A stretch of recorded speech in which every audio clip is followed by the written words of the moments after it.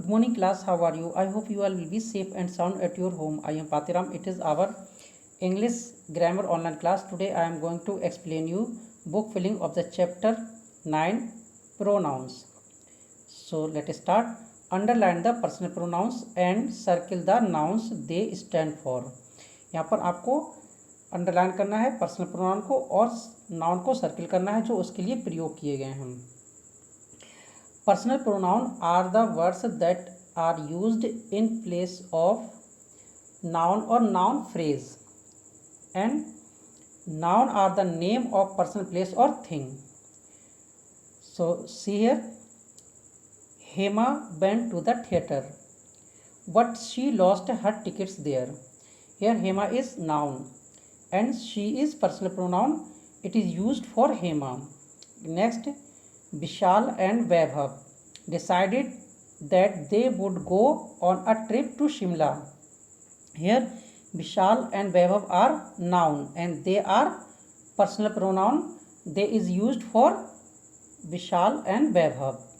Next, it is a good idea. Here idea is noun and it is personal pronoun. It is used for idea. Next, Alice wished that she had listened to her parents. Here Alice is noun and she is personal pronoun. It is used for Alice. Suresh likes to boast that he is taller than anyone else in his class. Here Suresh is noun and he is personal pronoun. It is used for Suresh. Sheena, you are an intelligent girl. Here Sheena is noun or you personal pronouns. It is used for Sheena. Next, a dog is a faithful animal. It is a loving animal too. Here dog is noun and it is personal pronoun. So it is used for dog. Next, I am Kareem. I like to build model aeroplanes. Here Kareem is noun and I is personal pronoun. It is used for Kareem. Next, fill in the blanks with suitable pronoun. अब suitable pronoun के साथ fill in the blanks को complete कीजिए. Next, Ladakh is a beautiful place. Dash will go there sometimes. Here speaker is said himself, यानी कि स्वयं यहाँ पर कह रहा है. So I will come. I will go there sometimes. मैं कभी वहाँ जाऊँगा. We live in the house next door. Please visit us. Here us is pronoun.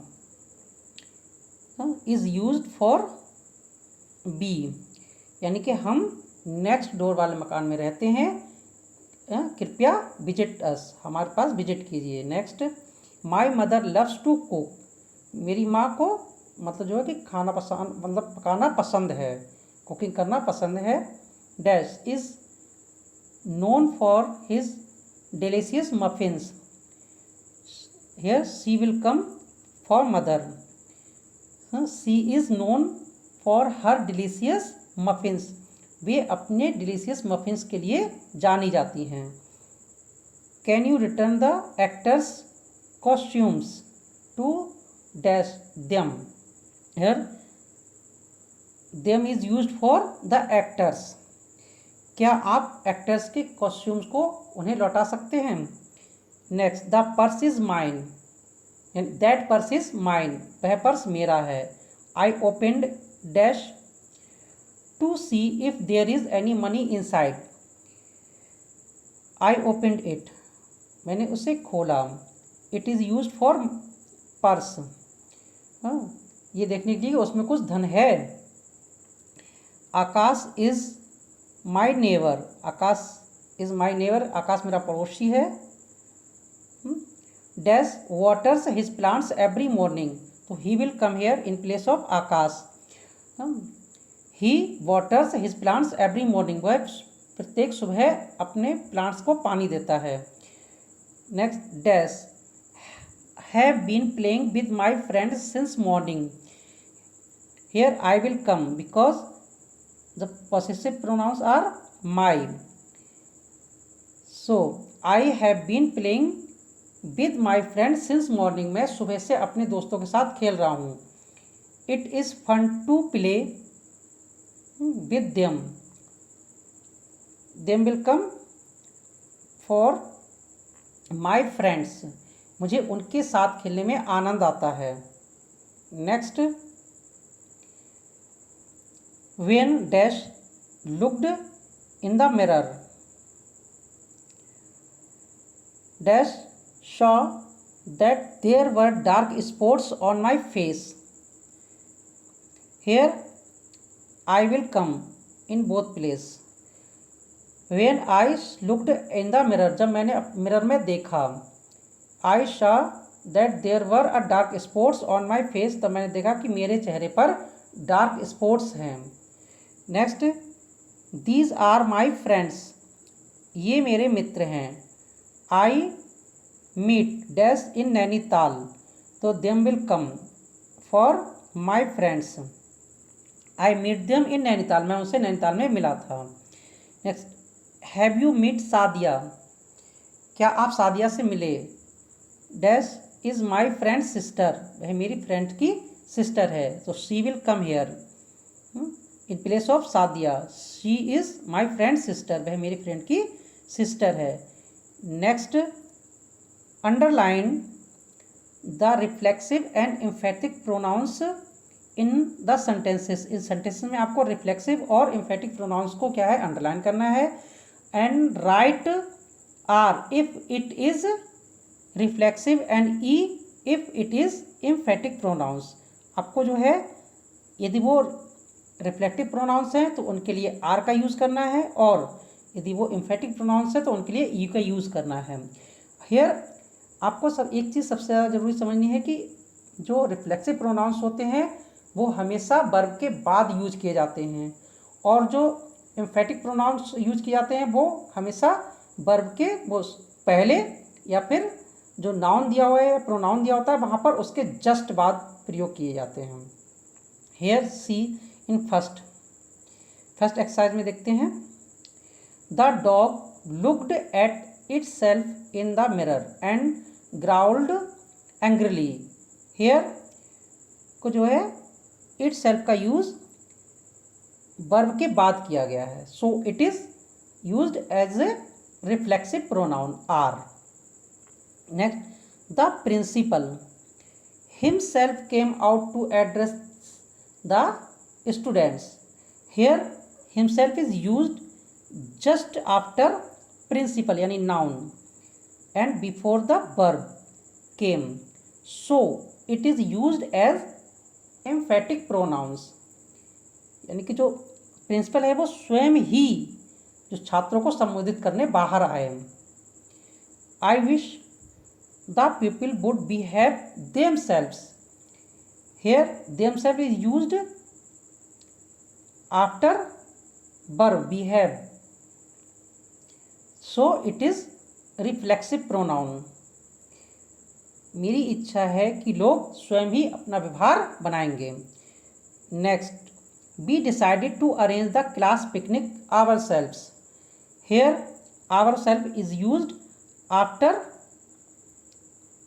verb, so it is used as a reflexive pronoun. यानी कि हमने स्वयं ही जो है निर्णय लिया एक क्लास पिकनिक अरेंज करने का. Next, I caught the fish myself. Here also myself is used as a object, so it is reflexive pronoun. मैंने स्वयं ही मछलियाँ पकड़ी. The man looked at himself and decided he needed a new set of clothes. Here himself is used after verb, so it is reflexive pronoun. मनुष्य ने स्वयं ही देखा यानी आदमी ने स्वयं ही देखा और निर्णय किया कि उसे नए कपड़ों की आवश्यकता है. Mother baked the cookies herself. Here also herself is used as a object, so it is reflexive pronoun. Next, the teacher narrated the story herself.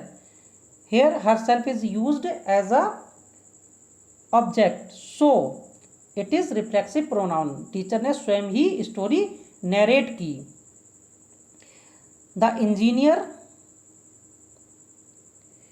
built his own house himself. Here